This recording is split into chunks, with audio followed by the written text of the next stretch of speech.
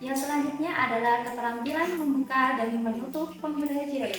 Adalah kemampuan dasar guru dalam menciptakan suasana siap belajar dan mengakhiri pembelajaran dengan bermakna. Assalamualaikum warahmatullahi wabarakatuh. Waalaikumsalam warahmatullahi wabarakatuh. Sebelum kita memulai pembelajaran, mari kita berdoa terlebih dahulu. Berdoa mulai. Bismillahirrahmanirrahim. Raditu billahi rabban wa bil islami dinan wa bi Muhammadin nabiyyan wa rasulah. Rabbi zidni ilma warzuqni fahma. Amin ya rabbal alamin. Bagaimana kabar kalian? Baik. Selanjutnya, agar pembelajaran tidak monoton, maka kita melakukan ice breaking terlebih dahulu. Kalau ibu mengucapkan selamat pagi, maka tepuknya 1 kali. Selamat siang 2 kali. Kalau selamat malam berarti setengah. Selamat pagi, selamat siang, selamat malam. Oke. Silakan Dinda bisa maju ke depan.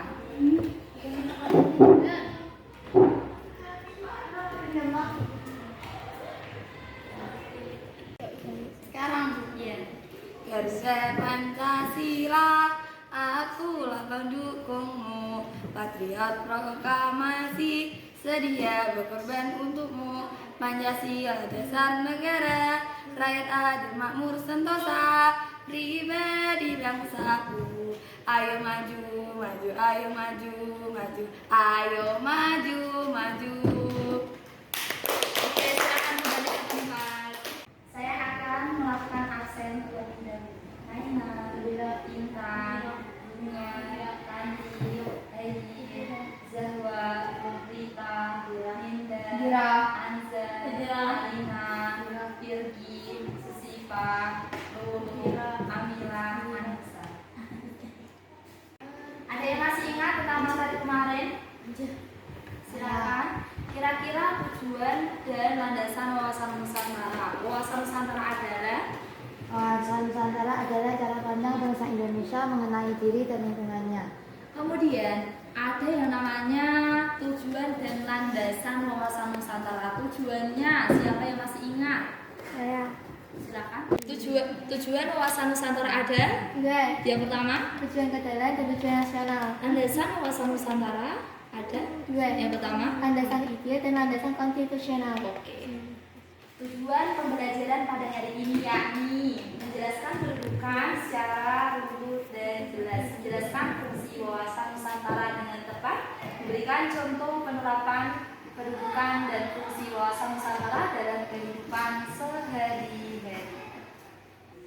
Nah, jadi materi kali ini tentang kedudukan dan fungsi wawasan Nusantara. Di sini kedudukan wawasan Nusantara berkedudukan sebagai cara pandang bangsa Indonesia terhadap diri dan lingkungannya berlandaskan Pancasila dan Undang-Undang Dasar. Jadi dalam wawasan Nusantara itu, tadi kan saya sudah bilang tentang kedudukan wawasan Nusantara itu ada dalam Undang-Undang dan Pancasila. Selanjutnya, landasan konseptual dalam penyelenggaraan kehidupan berbangsa dan bernegara itu meliputi banyak bidang. Contohnya yang pertama itu dalam bidang politik, kemudian ekonomi, sosial, dan budaya. Artinya, di sini kalau kalian itu harus mengutamakan yang namanya persatuan dan kesatuan di negara. Bu, boleh tanya? Boleh, silakan.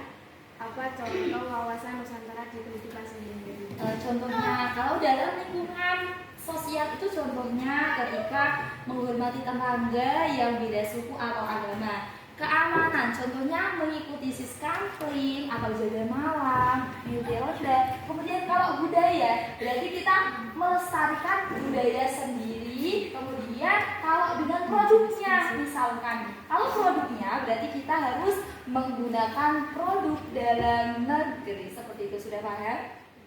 Dalam statistik pada tahun 2010, Indonesia memiliki 1.340 suku, 718 bahasa daerah, kemudian ada 16.772 pulau. Jadi saya minta kalian itu melihat logo ini ya. Jadi ini banyaknya pulau ada berapa tadi? Kira-kira dalam logo ini ada 16.772. Kemudian bahasanya ada berapa?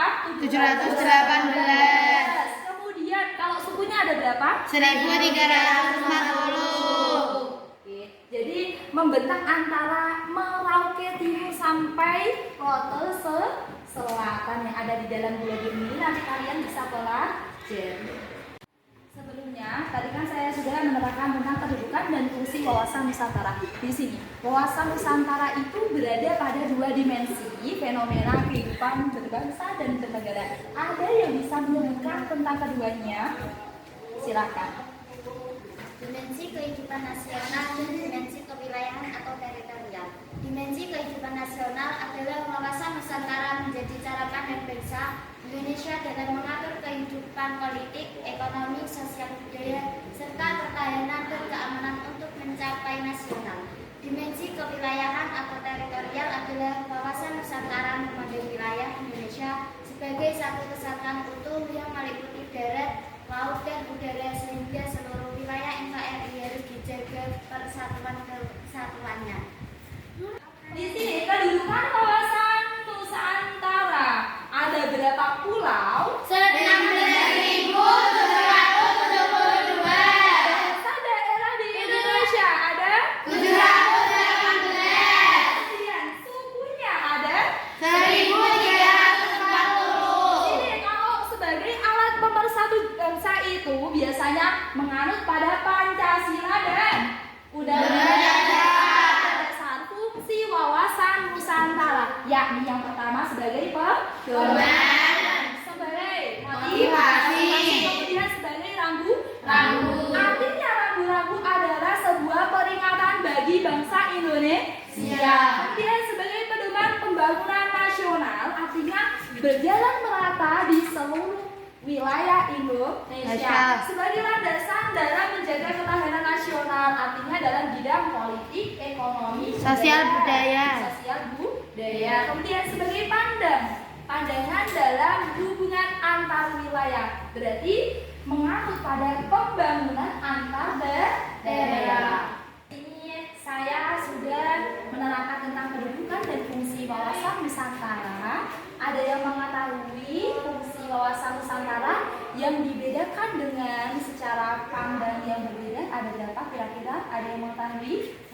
Silakan. Sebagai konsepsi ketahanan nasional, Kemudian? sebagai wawasan pembangunan, sebagai wawasan pertahanan dan keamanan. Oke, di sini untuk pembelajaran kita, saya mau ada salah satu dari kalian atau perwakilan untuk menyimpulkan tentang materi pada hari ini.